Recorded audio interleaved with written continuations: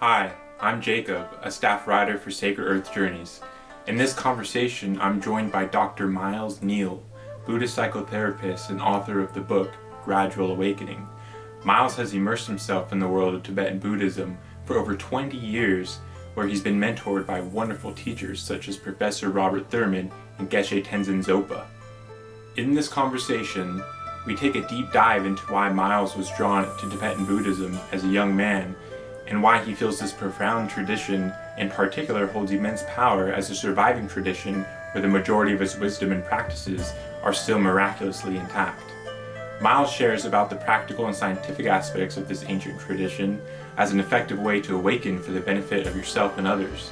We delve into the very essence of pilgrimage, of that powerful visceral experience of visiting the holy sites of the Buddha, and why he's so passionate about it.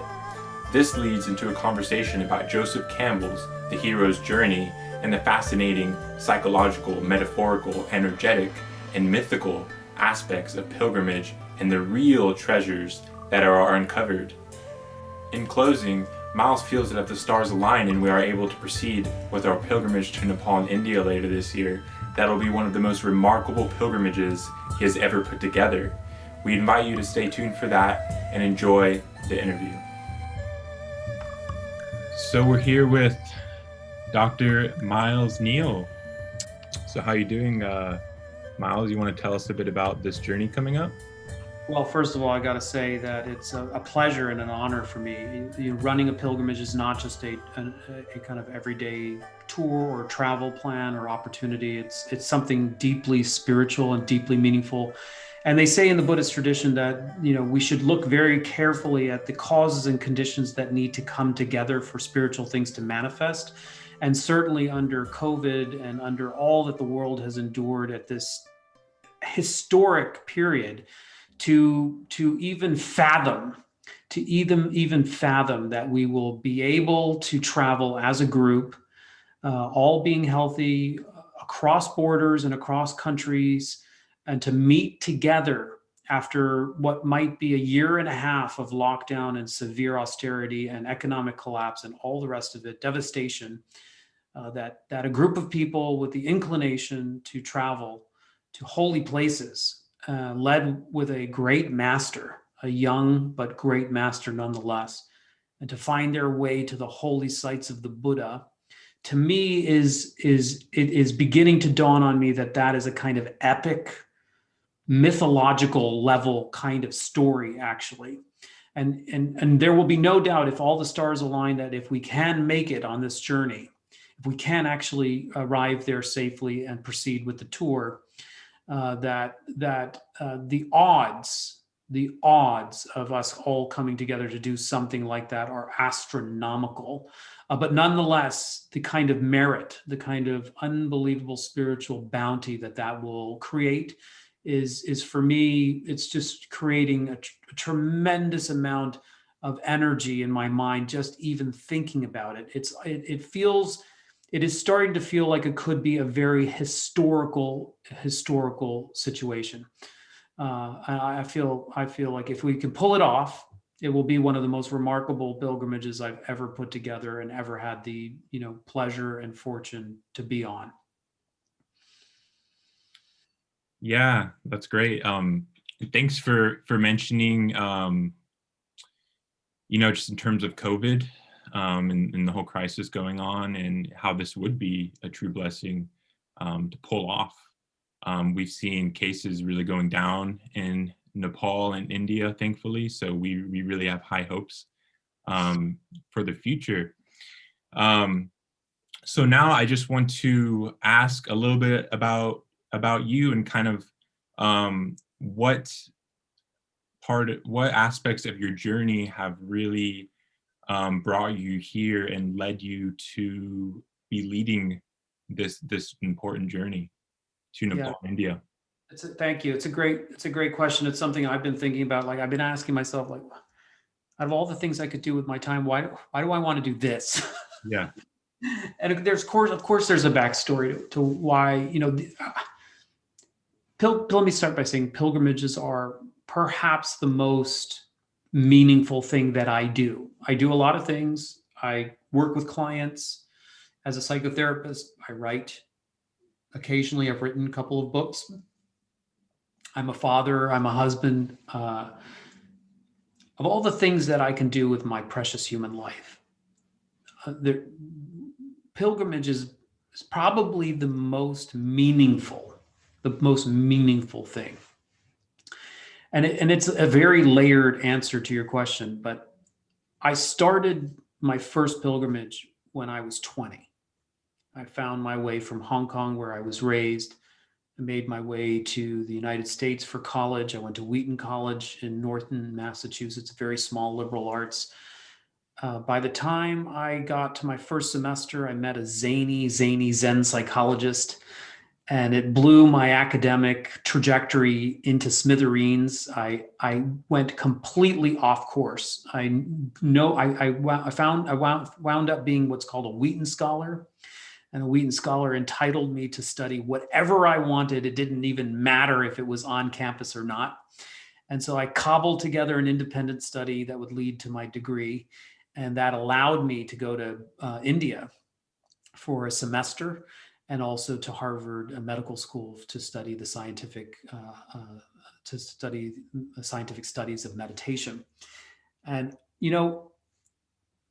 destiny, call it fate, call it whatever you will, karma, whatever lens you want to throw on it, as a 20-year-old going or heading to Bodh Gaya, a place on the map that I couldn't find because this was pre-internet. I remember trying to locate Bodh Gaya, India on a map in 1994, and I couldn't find it. And yet I was going there.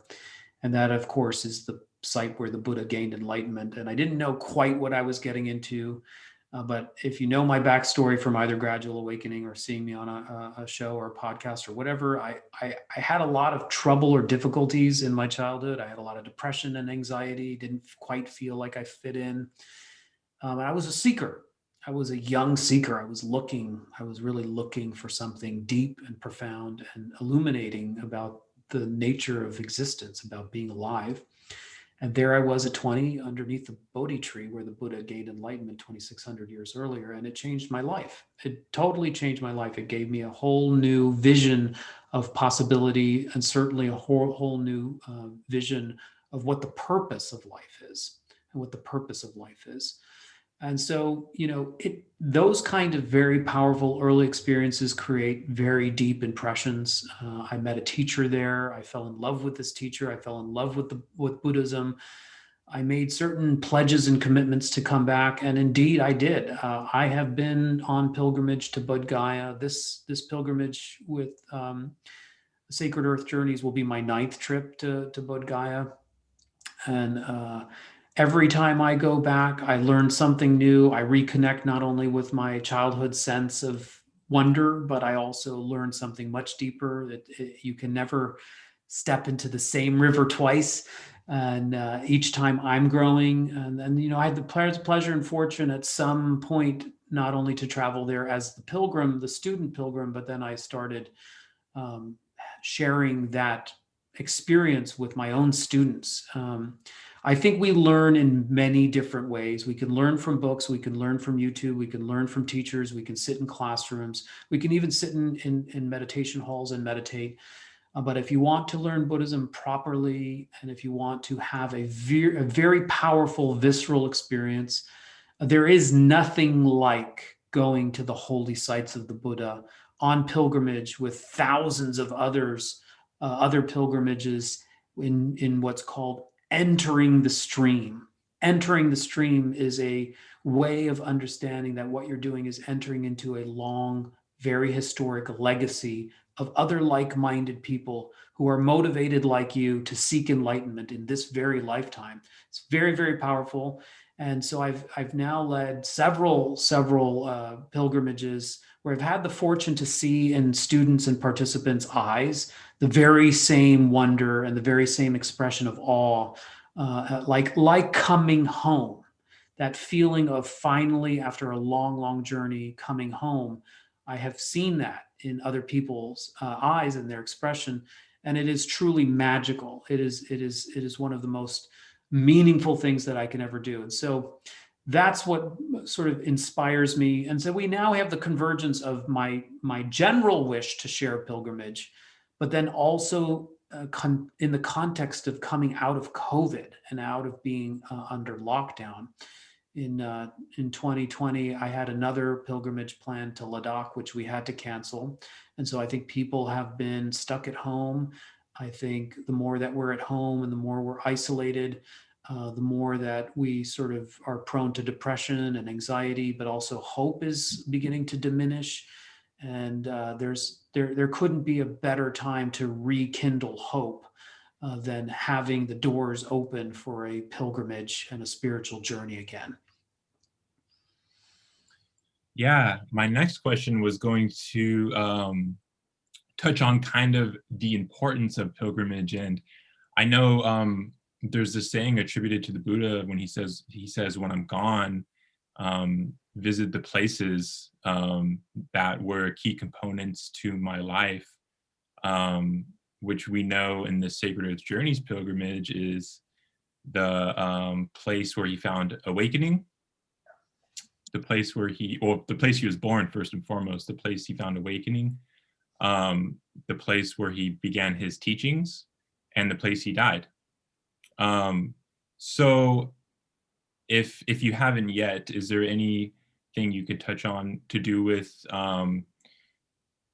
just expanding on this idea of like the importance and the power of actually visiting these key places that are important to the odyssey of the historical Buddha himself?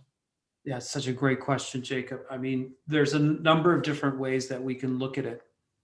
Let's look at it from the most traditional point of view, like the one that maybe from a cultural standpoint is meaningful for people coming from Asia, where Buddhism has been implanted for part of the context for so many centuries. You're absolutely right. When the Buddha was passing, he was beseeched by his chief attendant Ananda, who was worried at the time that the Buddha's passing would mean that the main inspiration would die. And he was concerned, like, how are we going to, I mean, if you imagine, kind of put your mind in his, or put yourself in his shoes, the chief attendant of the Buddha, this awakened being whom you've had the pleasure of receiving the teachings for so many decades, is about to pass, and you're worried what the continuation of the journey will be for those ordinary folks. And he says, what should we do? And the Buddha says, to keep the lamp alive, essentially, to keep the spark of interest alive, to be connected with me even after my material body passes, which are all metaphors. They're all ways of talking about how do you stay on the path? How do you stay inspired? How do you feel me, the presence of me, even though my living body is no longer there? And the Buddha advises that that those that can should make pilgrimage to each of these powerful places that you suggest. The site of the Buddha's birth, the site of the Buddha's enlightenment, the site of the Buddha's first teaching, and the site of the Buddha's passing. And then just from a non-cultural point of view, maybe just a mythological point of view, our intentions and our thoughts, they have invisible power. Meaning is power. For example, the World Trade Center, which is now called the Freedom Tower. If you catch a glimpse of the World Trade Center before they were destroyed in some library or in some book or online, the minute you see that image, it's very, very powerful. It's a symbol. And it is a symbol, unless you have no idea, you're part of a younger generation and you haven't been taught about the World Trade Center and what happened there, and you look at those towers and all you see is just buildings, because you have not been informed with the meaning. It has no value or currency to you. But to everybody else who survived the World Trade Center attacks, saw them fall, they have a power, a particular power. And when you go to that memorial, every a family member of a victim and the entire country, and then also other countries that visit there, they come and invest a kind of energy into that site. It may be compassion, it may be the spirit or wish for hope of freedom, it may be love, the spirit of prayers for those lost. it gets injected with meaning and the power of an energy of thoughts. Actually, if you go to any sacred site across the planet, whether it be Stonehenge or some of the Mayan ruins or the pyramids of Egypt, the same thing is true. These are symbols. They're made of rock, but they have been injected over the centuries with the tremendous energetic thought constructs, power, and meaning associations by millions at this point, millions of people. And so when you go there, you can feel that energy. You can feel that energy at Giza. You can feel that energy at some of the pyramids in South America, in Central America. And it is no different. I've never been to Mecca, but I imagine at Mecca, it's the same thing.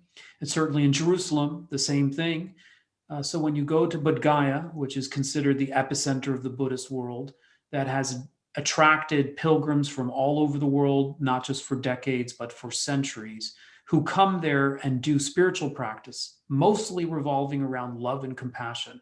Can you imagine the energetic vibration of millions of people meditating on love and compassion at the epicenter of the place where the first human being in world history ever became awake to the nature of reality?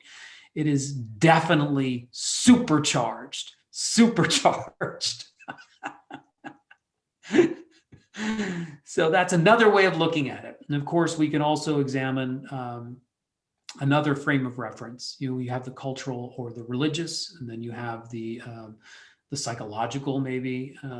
You have the metaphorical, you have the energetic. There's another one, which is the mythical. And it's the one that I really like to pay attention to. And it is about all of us have the opportunity to be on a journey. There's something deep inside of us that Joseph Campbell recognized in his work on the monomyth, The Hero's Journey. All of us at some point awaken to the understanding that we feel we are trapped or we're living a less than optimal life. There's some thorn in the mind, Morpheus says in The Matrix. There's a thorn in the mind. The thorn in the mind is that, like, the mundane job that we have, the mundane life that we have is not adding up, and there's something missing. And that begins what's called the departure on the journey.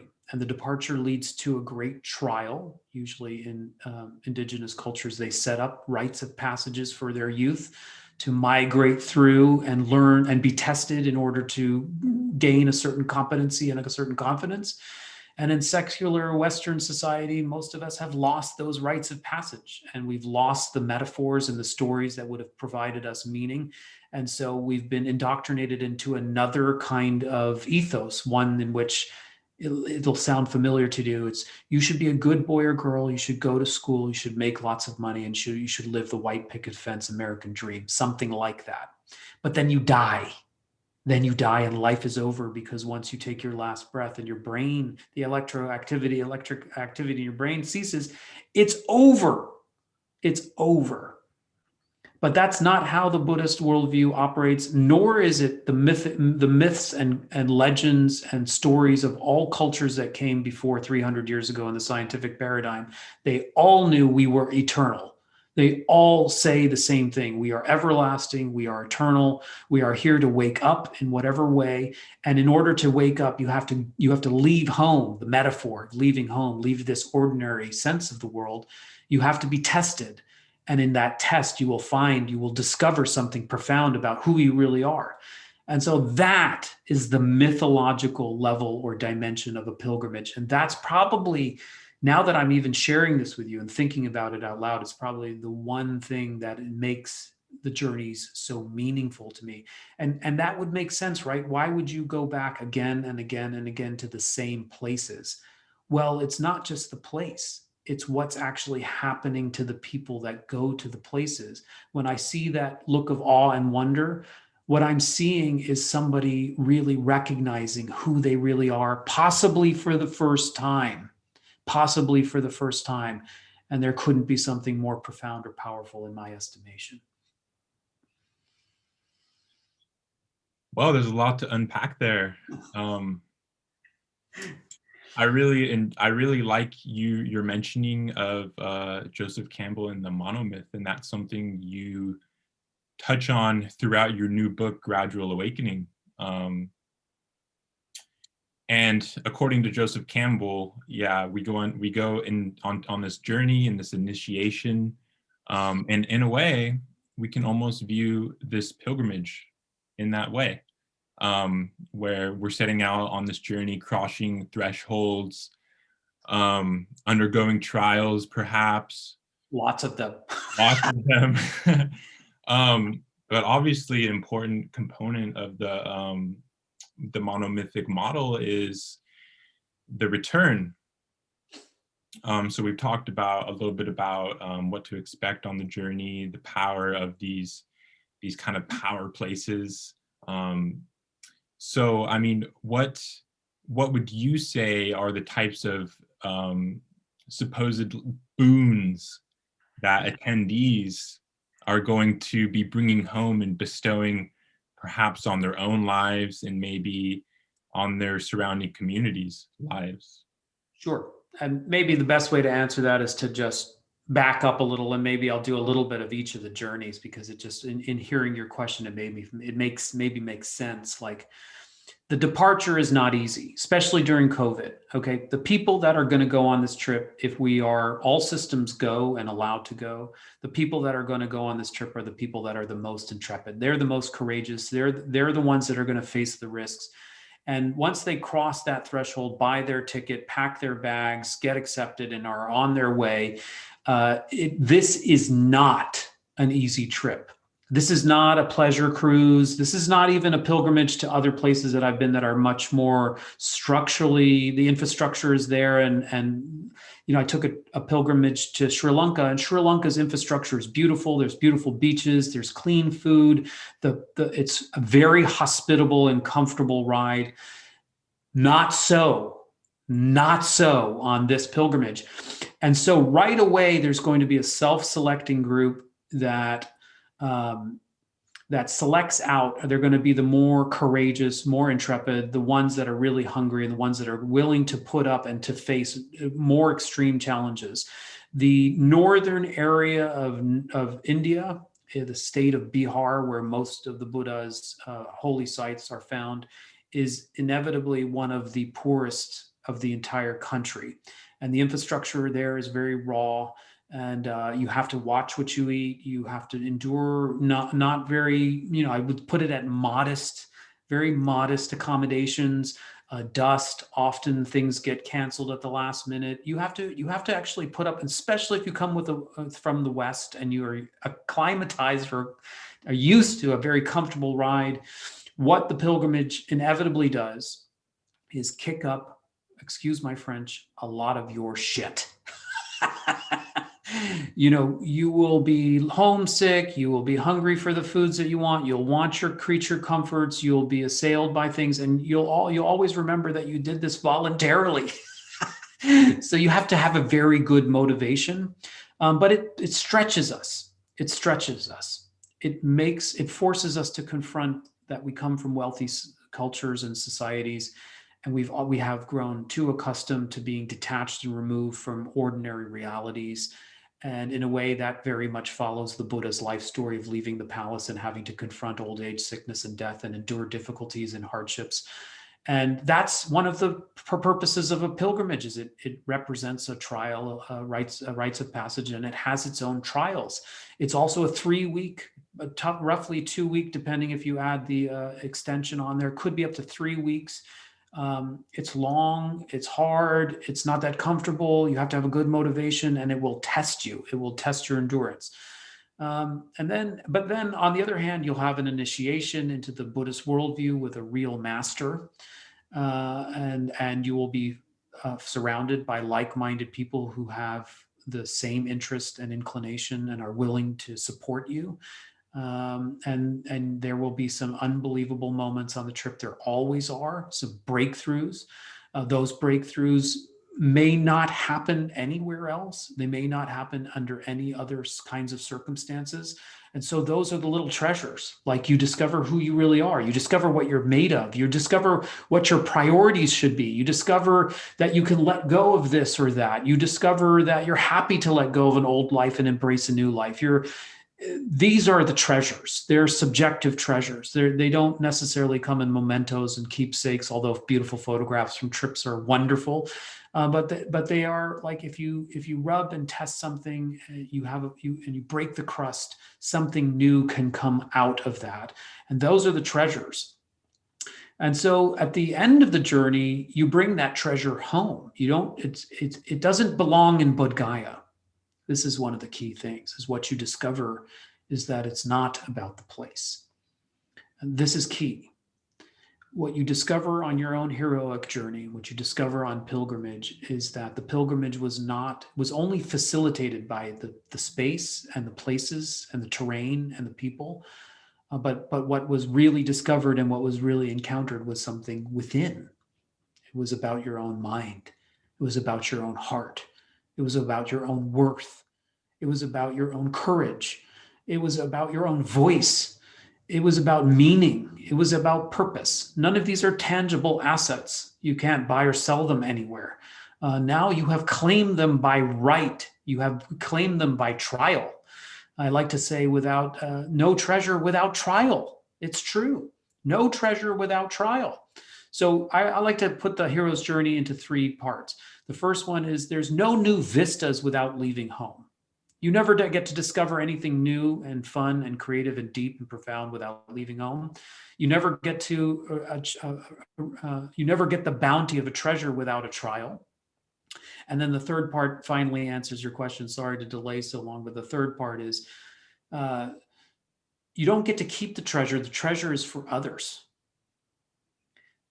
Treasure is always for others. I mean, what good is your courage if it's in isolation? What good is your love if it's in isolation? What good is your compassion if it's in isolation? And we are social creatures. The world is hurting right now.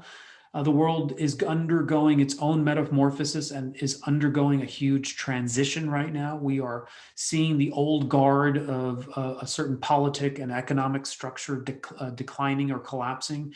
And there is the potential now for something new, more equitable, more freedoms for so many more people. If you look at the world right now, we see grassroots movements of people pushing against authoritarian structures the world over. The power is with the people now. The people have grown sick of commercial and consumer agendas and its destruction on the environment.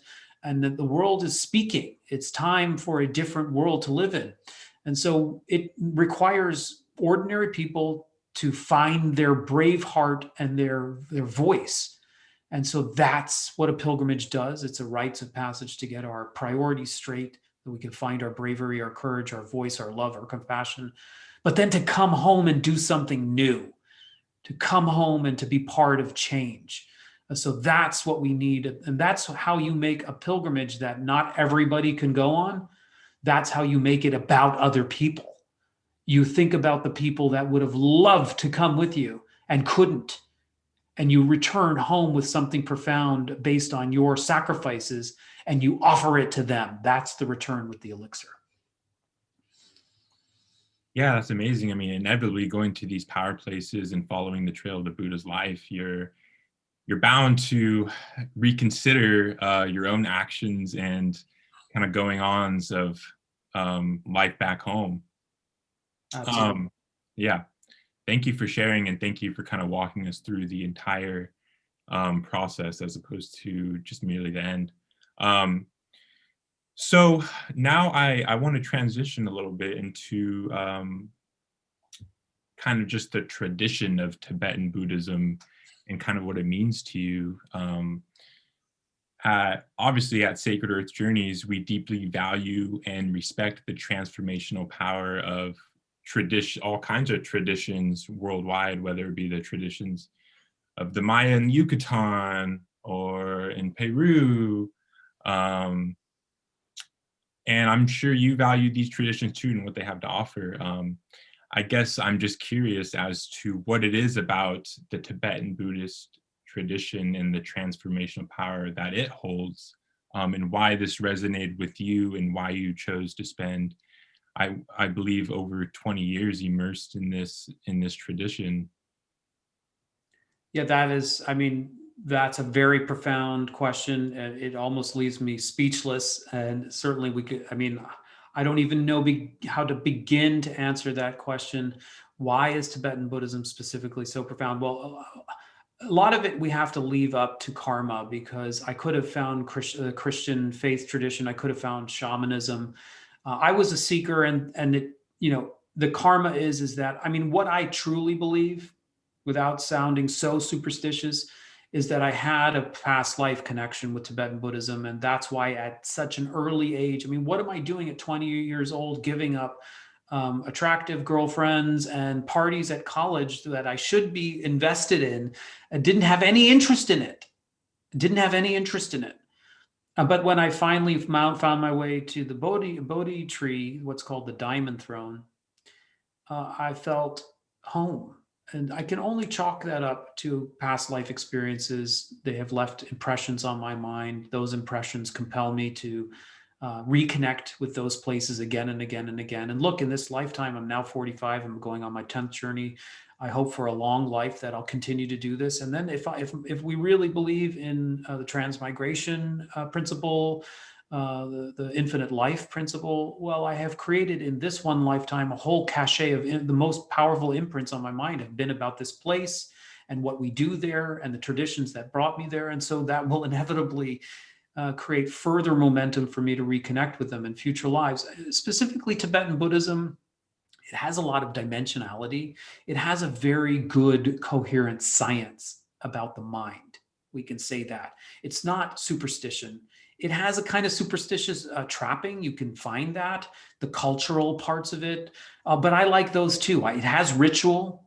It has prayer. It has really intensive visualization. It has deities. It has, but at its core, it has a very practical science or psychology about why we're suffering, uh, what we can do about it, and a very clear path about working with our minds so that we could be free.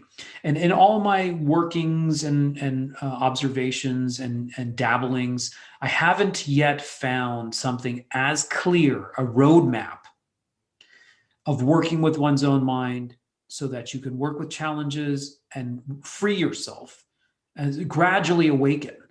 That is truly unique. In fact, the gradual path that I wrote about in my book, Gradual Awakening, is a endeavor to facilitate for a human being the most effective way to awaken, to fulfill your life's purpose, to awaken for the benefit of others, following a step-by-step roadmap. In all my travels and in all my observations of various philosophies, I have never seen something as systematic and as comprehensive for the sole purpose of awakening as the gradual path. And that gradual path is a spiritual heritage that belongs exclusively to Tibetan Buddhism.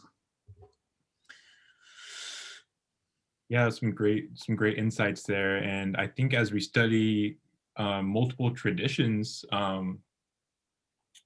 we could perhaps accurately say a big part of the reason is a lot of traditional wisdom from other traditions has been lost, whereas a lot of Buddhist wisdom and knowledge and texts and all that is still very intact and living with us. You're so right. Thank you for bringing that up. That it's true. It may be true that, for example, the Christian or Sufi, non-dual or mystical traditions are just as powerful, but it may be harder.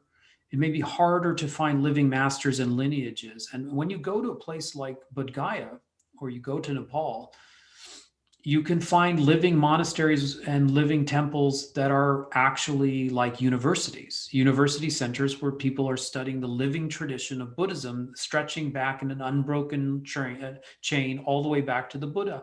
And maybe not so with other traditions. You're absolutely right. That's a great insight. Right. I think for many Westerners from the outside looking in, Tibetan Buddhism could seem a bit out there, just with all the visual stuff, I mean, if you look at, like, for example, the Hemis Festival in Ladakh, and all these kind of just very out there ritualistic, like chod, um, Yeah. and all that kind of stuff. Um, but in your book, Gradual Awakening, you offer a very scientific explanation for, I would hazard a guess that any Westerner who knows nothing about Tibetan Buddhism after reading your book, they will understand it and be able to explain its power to their friends. So can you expand a bit on this and maybe just kind of these crossroads between, I mean, I know you have a background as a psychotherapist, so you're very, you've gone in deep with the mind science. And so can you kind of break down, unfortunately, for some people, this needs to be done. Yeah, The it's kind of, fine. And I had a choice early on in my career. My colleagues around me were distilling meditation, extracting meditation from its original context and making it very, very accessible. This is what started the mindfulness revolution. And there's no doubt that that's had tremendous impact, and that many more people, as a result of this distillation and Mm, extraction, have benefited. But I wasn't going to go that route. What I chose to do instead was to keep Buddhism, Tibetan Buddhism, just as it is, but find language to describe what's going on. So you bring up, the Hemis Festival in Ladakh, or Chib practice, or some of these more what seem esoteric and otherworldly. And I like the color. There's no doubt about it. I think that we don't want to all be one color. A variety of colors and shapes and sizes, and it makes for a much more dynamic life. But you're absolutely right that that kind of iconography and those kind of rituals can be off-putting, or at the very least, confusing. And so, as someone who was raised on the outside, more raised and educated scientifically, maybe there's a way to go in there and understand it enough to come back out and use a language that is more accessible to describe what's actually happening. And the dances and the rituals and the music and the drumming and the this and the that are all weird. The way that I do chalk it up is that we have two hemispheres to our brain. And the hemispheres of the brain in the last 300 years since the scientific revolution has leaned much more left. And we are uber scientific, uber rational. We have created technology as a result. But in the other hand, we have maybe lost touch with something, the doorway through which is the right brain. Now, Freud and Jung both knew that the right brain was the access into the unconscious. But we now know through the vagus nerve studies that the right brain is also what accesses into the body and into emotions. And if you look carefully over the last 200 years, we have severed connections to our emotions, to the body, to spirit, to spirituality, to dreams, to the imagination, and to our connection with the world and nature. And so, if we're going to have any chance at healing the divide that we've created as a result of a pendulum swinging too far left, we're going to have to bridge the divide. And one of the ways to bridge the divide is to use a language bridge.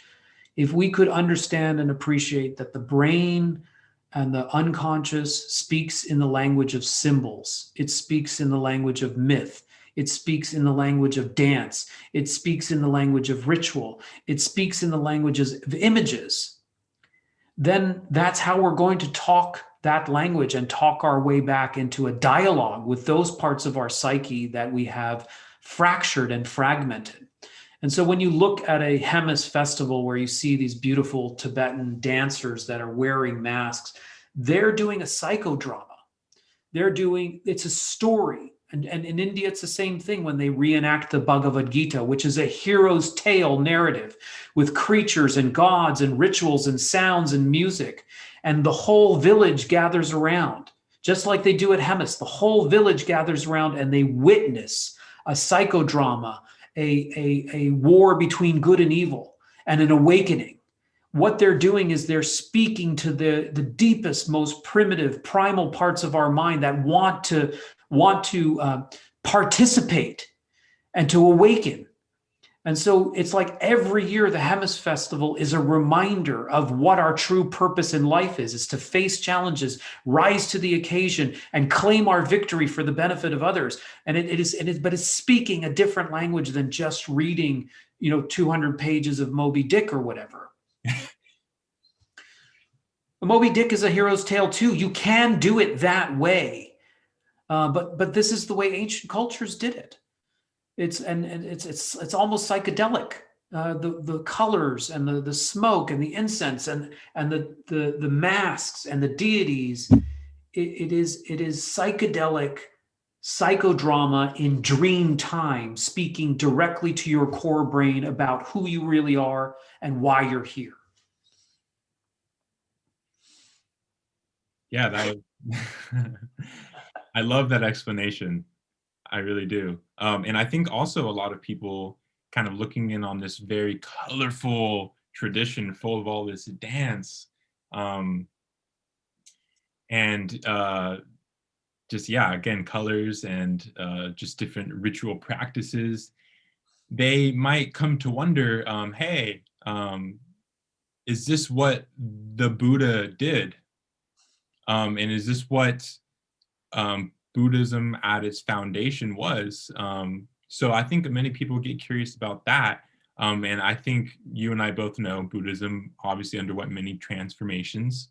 Yeah, still going through one. Yeah, of course. Everything is, right?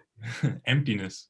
I was just wondering if you can maybe give us kind of a short little historical timeline of how Buddhism kind of went this way in Tibet and then throughout Nepal from its origins, which I think many people kind of attribute to more kind of like a Zen Buddhist kind of approach.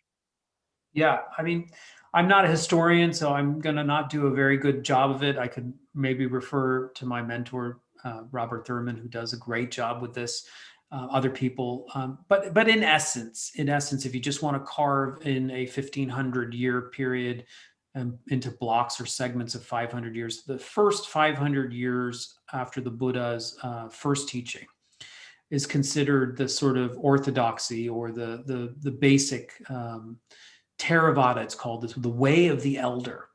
And the way of the elder is really predicated on the wish to be liberated from the confines of samsara. Now, what samsara is not a place. Samsara is a state of mind in which we are compelled by our instincts out of blindness. We can't really see reality clearly.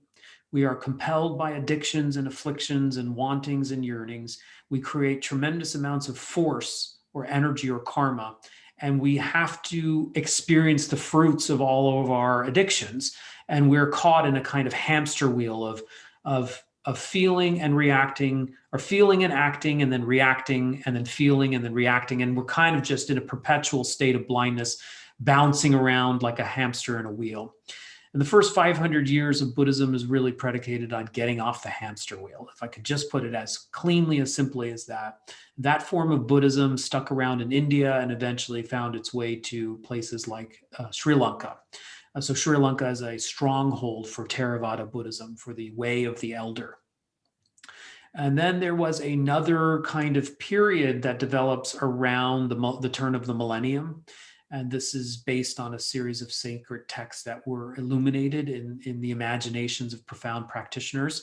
That is called the Prajna Paramita, the perfection of wisdom. This is where the term and the usage of the philosophy of emptiness comes in.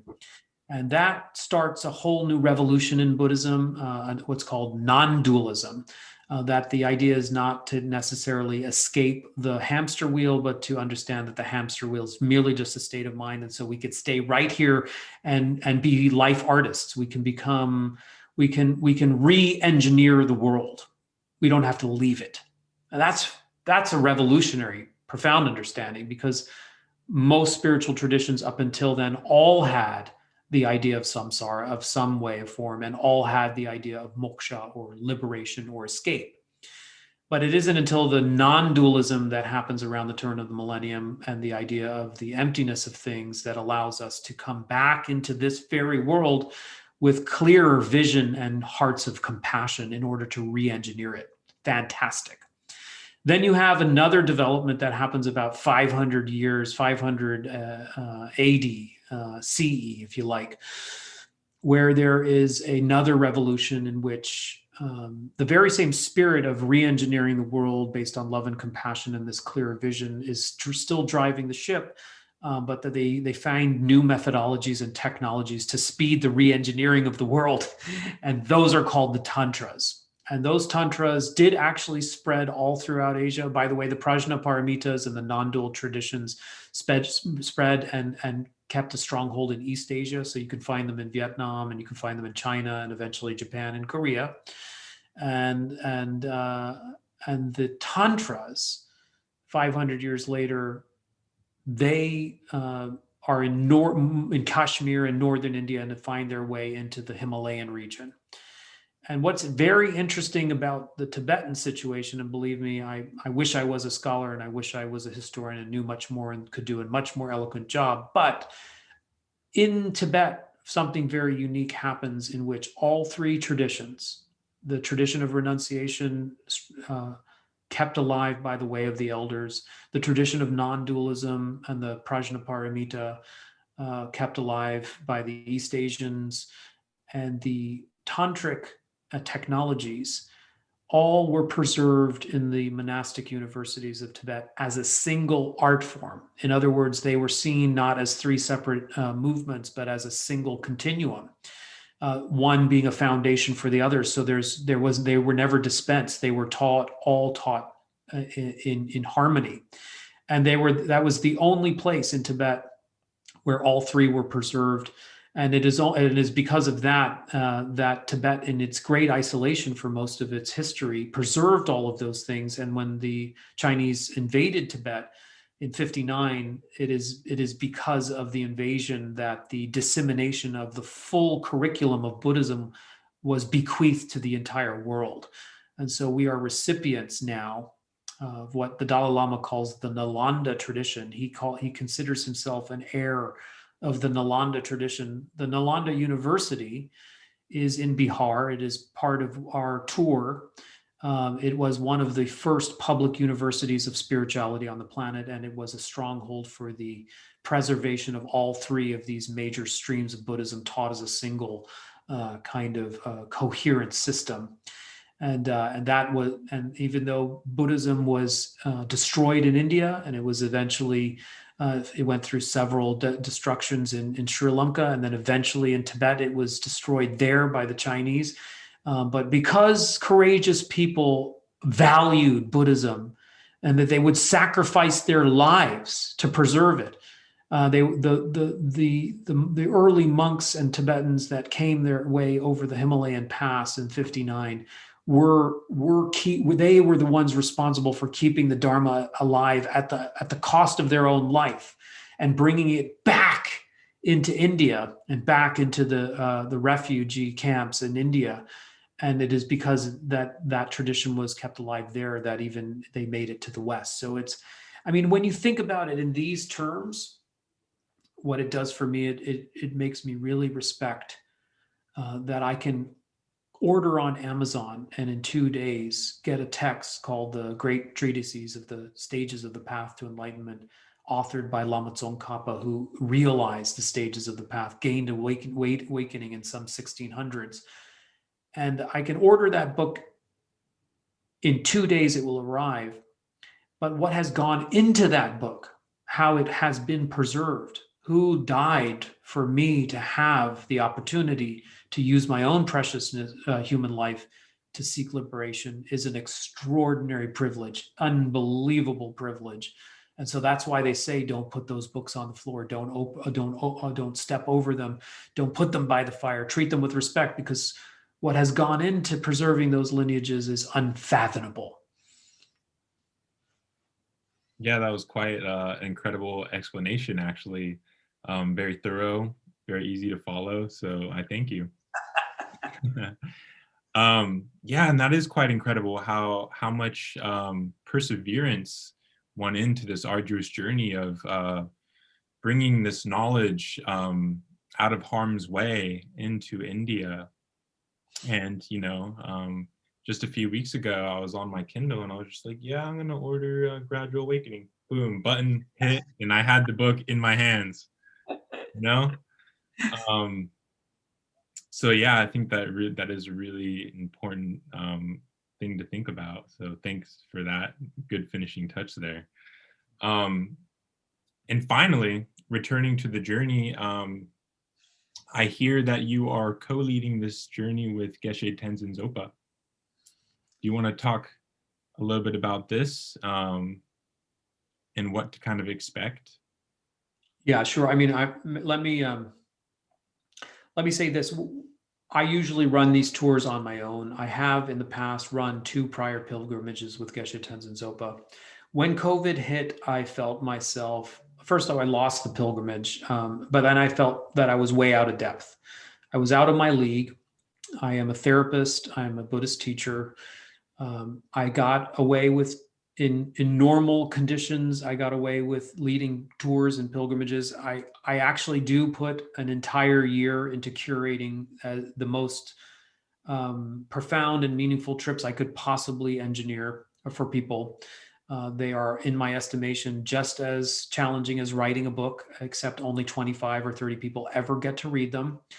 But nevertheless, when COVID hit, I knew I was out of my depth, and there was one organization that I knew would provide the ethos and the integrity that would match the virtue of the pilgrimage. And I reached out to Helen because she has been on my radar for some time. I have a tremendous amount of respect for Helen, because what she has been able to accomplish and produce is so beautiful. Her trips, Sacred Earth Journey, is a conglomeration of some of the most amazing spiritual trips led by some of the most expert guests and guides that one could ever hope for under one roof. It is truly remarkable and extraordinary what Helen is able to do. Her trips are wonderful. She has unbelievable relations with people on the ground, which is incredibly important, because we don't want to exploit anybody. We want to become partners with people on the ground. They are our hosts and they are our partners and friends. And she has great integrity with her relationships. She curates and creates great organizational skills, but then she invites in unbelievable expert guides. And I think her clients are always repeat offenders for her trips, because they are that meaningful. And so she was the first one that I thought about, and I was so delighted that she accepted my offer to collaborate on putting together this historical post-pandemic pilgrimage. And then it dawned on me that the final jewel in the crown after COVID, not only a good partner, not only good students, but how about and not only amazing places, but how about a living master? And this to me is the most epic of all the 9 pilgrimages I've been on of the 4 that I've led, to go to the sites of the Buddha, starting in Kathmandu, trace our way all the way into northern India, to go through the places where he was born and died and then taught, and to have Diwali, the celebration of light, in Varanasi on the banks of the Ganges, en route to the diamond throne under the Bodhi tree where the Buddha sat and gained enlightenment, is an epic tale. And how could we top it if not to invite a living master, my age, 45, Geshe Tenzin Zopa, my heart teacher, beautiful teacher, exceptionally wise, so sweet, so thorough, so caring, so unfull of himself. He is inside out at his heart. Truly remarkable a more remarkable human being, the kind of person, living exemplar or example of the very path that we're seeking to cultivate is embodied in Geshe Tenzin Zopa. Was gracious enough to be write the foreword of my book, has been featured in a documentary called Unmistaken Child, which I highly recommend anyone, whether you're coming on pilgrimage or not, have a look at that documentary, Unmistaken Child with Geshe Tenzin Zopa. But he did agree to come if the world and the stars align. He will be there. He'll lead us from Kathmandu all the way to the Bodhi tree. And not only that, but I've requested of him that he gives teachings along the way. And not only that, but the very bodhisattva ceremonies, the refuge ceremonies. These are very powerful rituals that I've requested of him and that he agreed to do, which will happen on the site. So these sites are not only potent, but what you do there is potent, and what you do there matters, not for now, but for eternity. And so what better way than to have a master create a ceremony on a sacred site that ushers you into the bodhisattva vision or conviction, which is to turn your life over to seeking enlightenment for the benefit of others. You cannot have a more profound wish or intention, at least in the cosmology of Buddhism. There's no more profound intention than to seek enlightenment for the benefit of others.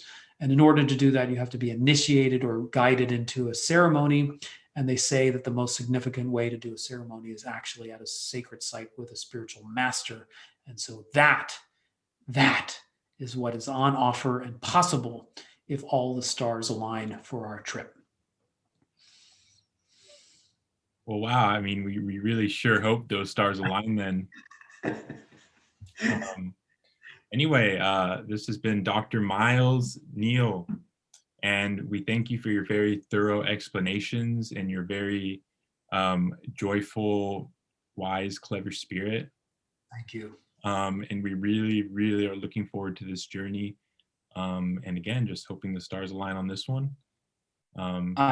It will be a remarkable thing, and I really appreciate your time, and my love to Helen for her pure heart and all that she does, and anybody who has been part of the ride at Sacred Earth Journeys. It's truly an honor for me to be part of the Sacred Earth Journey family, and I really do look forward to this pilgrimage happening. I feel good about it. I'm ready to go. Let's actually all of us do some virtuous merit collecting. In the meantime, we can make very, very strong prayers. Let's not forget that we're not sitting there passively and haphazardly waiting for these stars to align. Stars align by virtue. And so if you're interested in coming on this journey, your heart is calling you. Don't wait for the news. Start praying now. Start acting in a way that would align you to come on such a journey. Think of the benefit of others. Portion out a little of your good mojo, and hopefully that will be enough for all of us to go. All right, Miles, it was great having you on. Thank you. Thank you. Take care.